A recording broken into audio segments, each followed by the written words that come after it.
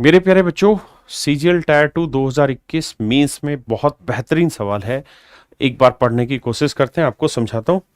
मेरे प्यारे बच्चों, सवाल में कह रहा है क्या कि two sphere of equal radius, समान त्रिज्या वाले दो गोले, two sphere of equal radius यानी दोनों गोले इक्वल रेडियस के आर टेकन आउट और cutting from a solid cube. कहता है एक ठोस घन से हमने इन्हें काट दिया और उस क्यूब की साइड कितनी दे रखी है मेरे प्यारे बच्चों। तो सवाल में कह रहा है कि उस क्यूब की जो साइड की लेंथ है वो है मेरे प्यारे बच्चों 12 + 4√3।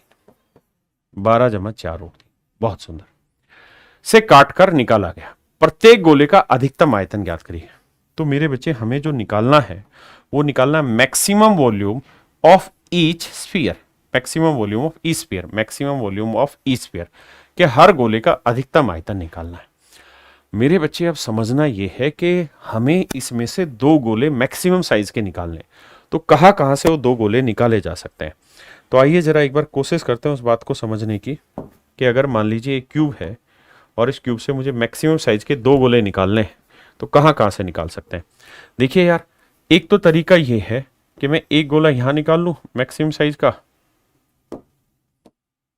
देखना, फील करने की कोशिश करना, और कुछ नहीं है।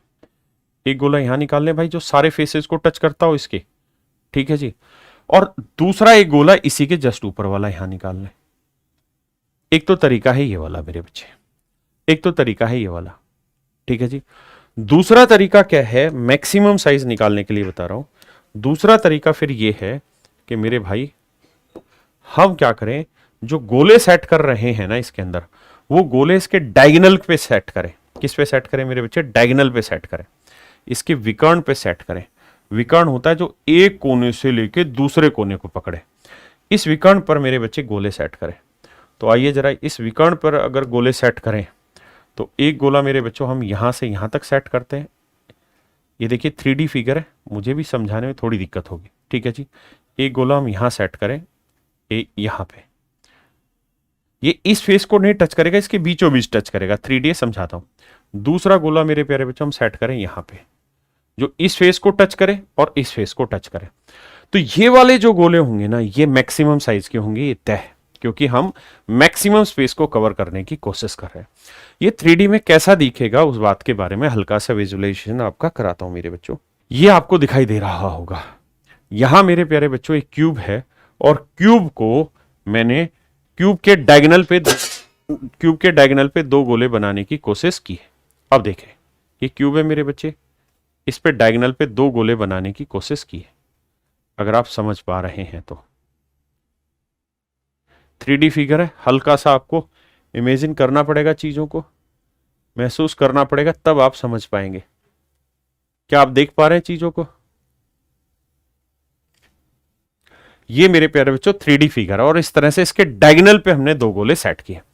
तो सबसे पहली चीज तो हमें यह पता होनी चाहिए कि जो डायगोनल होता है उसकी लेंथ क्या होती है। तो आप कहेंगे सर, डायगोनल की जो लेंथ होती है वो होती है √3a, √3a। और सर साइड की लेंथ कितनी दे रखी है? तो साइड की लेंथ दे रखी 12 + 4√3। तो डायगोनल की लेंथ हो जाएगी √3 इंटू में 12 + 4√3। तो देखो मेरे बच्चे, तो √3 को 12 से करेंगे 12√3 जमा 4 × 3 = 12, 12 कॉमन ले लेंगे तो आएगा √3 + 1। ये आएगा मेरे प्यारे बच्चों डायगोनल की लेंथ, यानी जो ये सबसे बड़ा डायगोनल इसके अंदर आएगा वो होगा 12 × √3 + 1। अब मेरे बच्चों कहानी को समझो, क्या कि जो ये गोले हैं ना, ये गोले जहां ये एंड कर रहा होगा वहां से इसके बीच में गैप रह रहा होगा। हमें ये पता है कि अगर इस गोले का सेंटर ये है तो ये रेडियस मान लेते हैं, ये भी रेडियस। अच्छा, दोनों की रेडियस सेम है तो ये भी आर, ये भी आर। तो ये तो तय है कि यहां से यहां तक की जो लेंथ है वो तो बड़ी आसानी से निकल जाएगी। 2r 2r मतलब 2r 2r कितनी होगी? 4r। या मैं आपसे ये कहूं कि भाई मुझे सिर्फ यहां से यहां तक की लेंथ बताओ, इस नागिन की लेंथ बताओ, तो आप कहेंगे r + r 2r। तो आप ये लेंथ भी आसानी से बता सकते हैं। अब मेरे बच्चे, यहां की कहानी है मेन जिसे आपको समझना है। अब यहां की कहानी को जो बच्चा समझ गया वो समझे विद्वान है, और उसकी चीजों को सोचने के पीछे की जो प्रवृत्ति है वो बहुत बेहतरीन है। फिर मैं इसे 3D फिगर से भी समझाऊंगा, एक्चुअल इमेजेस से भी सेट करके दिखाऊंगा आपको। मेरे प्यारे बच्चों, इसका जो सेंटर होगा, तो इसका सेंटर से ये वाली जो लाइन होगी ये भी परपेंडिकुलर बना रही होगी इस फेस के ऊपर, यहां इस फेस पे भी परपेंडिकुलर बना रही होगी, ये फेस जहां टच कर रहा होगा यहां पे भी ये परपेंडिकुलर बना रही होगी। इस बात को समझने की कोशिश करना, ये भी परपेंडिकुलर बना रही होगी और जो इस तरफ यानी ये वाला जो फेस होगा इस फेस पे भी ये परपेंडिकुलर बना रही होगी। लेकिन ये 3D फिगर है, इसको थोड़ा इमेजिन करना मुश्किल है, मैं कोशिश करता हूं समझाने की। देखिए, देखो मेरे प्यारे बच्चों, मैंने आपके साथ एक क्यूब बनाने की कोशिश की है। क्यूब की 6 फेसेज होते हैं, 3 फेस मैंने लिए ताकि पूरे इधर से घूम के आपको चीजें समझ के, एक फेस बेस वाला, एक फेस ये वाला, एक फेस ये वाला, 3 फेस लिए।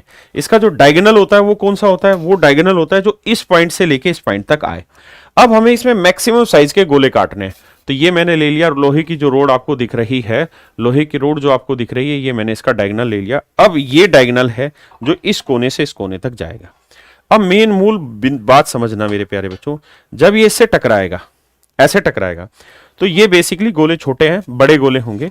और मैं थोड़ा नजदीक लेके समझाने की कोशिश करता हूं कि वो इसको टच कर रहा होगा इस तरह से, इधर दिखाना। तो जब ये टच कर रहा होगा तो इस फेस को टच कर रहा होगा, यहां वाले बिंदु को, ऐसे ही एक बिंदु यहां को टच कर रहा होगा। और ऐसे ही जब इसके ऊपर फेस रखा जाएगा तो ये वाला पॉइंट, जो ये वाला पॉइंट है, ये वाला पॉइंट इसके ऊपर वाले फेस को टच कर रहा होगा। तो मेरे बच्चे ये क्यूब बना रहे होंगे, ध्यान से देखोगे क्या बना रहे होंगे? क्यूब बना रहे होंगे। किससे? इस गोले के सेंटर से इसकी डिस्टेंस भी आर होगी, इसकी डिस्टेंस भी आर होगी, और उस पॉइंट, उस सेंटर से इसकी जो हाइट होगी वो भी आर होगी। तो मेरे प्यारे बच्चों ये क्यूब बनाने लग रहे होंगे। इस क्यूब को ही बेसिकली समझना है और कुछ नहीं समझना। क्या बना रहे होंगे? क्यूब बनाने लग रहे होंगे। अब देखो मेरे बच्चे, जैसे ये गोला है, ठीक है, इस गोले को जब मैं यहां लगाऊंगा ना, तो ये 3 फेसेस टच कर रहा होगा, ये वाला फेस, ये वाला फेस और ये टॉप वाला फेस, ठीक है। जब टच कर रहा होगा ना, तो जहां इसका सेंटर होगा, इस गोले का जहां सेंटर होगा, इस गोले का अगर ध्यान से देखोगे तो सेंटर में इसको 2 हिस्सों में कर देता हूं और एक दूसरा कलर शामिल कर देता हूं ताकि जल्दी से आप समझ पाए। तो इसका जो सेंटर होगा ना, वो यहां होगा, सेंटर यहां होगा मेरे बच्चों। तो जहां सेंटर होगा ना, इससे यहां से यहां की डिस्टेंस भी आर होगी, यहां से यहां की डिस्टेंस भी आर होगी, और यहां से ये वाली डिस्टेंस, इसकी हाइट भी आर होगी। तो ये R centimetre height, R centimetre length और आर सेंटीमीटर ब्रेड्थ का एक क्यूब बन रहा होगा। और सेंटर से ये जो डिस्टेंस होगी, ये इस क्यूब का क्या होगा मेरे प्यारे बच्चों? डायगोनल होगा, ठीक है। अब इस बात को मैं अच्छे से अलग से डिफाइन करता हूं कि मेरे बच्चों, जो इसका सेंटर बनेगा, जैसे एक गोला है, ये गोला है,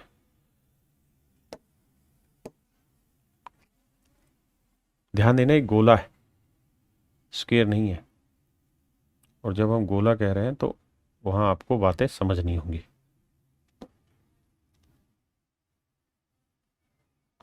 अगर मेरे बच्चों स्क्वायर होता ना, तो ये हो जाती रेडियस, यहां से यहां तक की आर, ये हो जाती आर, ठीक है जी, ये भी आर होती, ये भी आर होती, और ये हो जाता इसका डायगोनल। इस डायगोनल की लेंथ लिख देते √2r। लेकिन समझो ये 2D फिगर थोड़ी है, तो 3D फिगर है। अगर 3D फिगर है ना मेरे बेटा, तो इसी फिगर को विजुलाइज करो कि जैसे ये 2D, एक डायमेंशन इधर गई, एक डायमेंशन इधर गई, तो ऐसे ही एक डायमेंशन इधर भी तो आएगी, एक डायमेंशन इधर भी तो आएगी। यानी ये लेंथ भी कितनी होगी? ये जो ब्लैक मार्कर आपको दिख रहा है, ये लेंथ भी तो आर होगी, तो ये लेंथ आर होगी, है ना। तो ये आर बनी, ये आर बनी, ये आर बनी, और इसके सेंटर से इसका जो डायगोनल मिलाओगे वो लेंथ होगी √3r। यानी मेरे प्यारे बच्चों, यहां ये क्यूबॉइड बनाएगा, ऐसे ऐसे मेरे प्यारे बच्चों, ये क्यूब बना देगा। और इस क्यूब की भी अगर आप ध्यान देंगे तो ये लेंथ भी आर होगी, ये लेंथ भी आर होगी, ये लेंथ भी आर, ये भी आर, ये भी आर। और हमें इस क्यूब का निकालना है डायगोनल। तो इस क्यूब का दोस्त जानते हो डायगोनल क्या होगा? यहां से लेके यहां तक।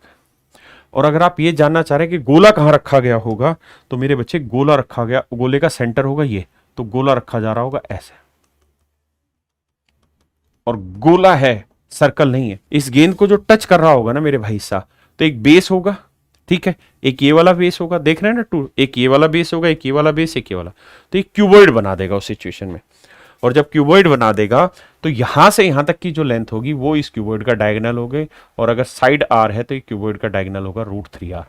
इसका मतलब मेरे बच्चों, कहने का मतलब यहां पे ये हुआ कि ये जो लेंथ है यहां से यहां तक की, ये आर होगी, ये आर होगी, तो ये लेंथ हो जाएगी 2r, ठीक है जी। दूसरा, इसके अलावा मेरे भाई, ये वाली जो लेंथ है, ये वाली जो लेंथ है ये हो जाएगी उस क्यूबॉइड का डायगोनल √3r। ये हो जाएगी मेरे बच्चे उस क्यूबॉइड का डायगोनल √3r। और अब यहां से अगर आप विजुलाइज करना चाहें तो बहुत प्रॉपरली आप समझ पा रहे होंगे कि ये 3D कैसे फिगर बन रही है। तो ये बनेगा √3r, ये भी मेरे प्यारे बच्चों √3r बनेगा। तो इस पूरे डायगोनल की जो लेंथ होगी √3 plus √3 2√3r plus 2r, 2√3r plus 2r, ये होगी डायगोनल की लेंथ मेरे बच्चे। यहां से मैं 2r कॉमन ले लूंगा तो ये बचेगा √3 प्लस 1। ये होगी इस पूरे डायगोनल की लेंथ। जबकि एक्चुअल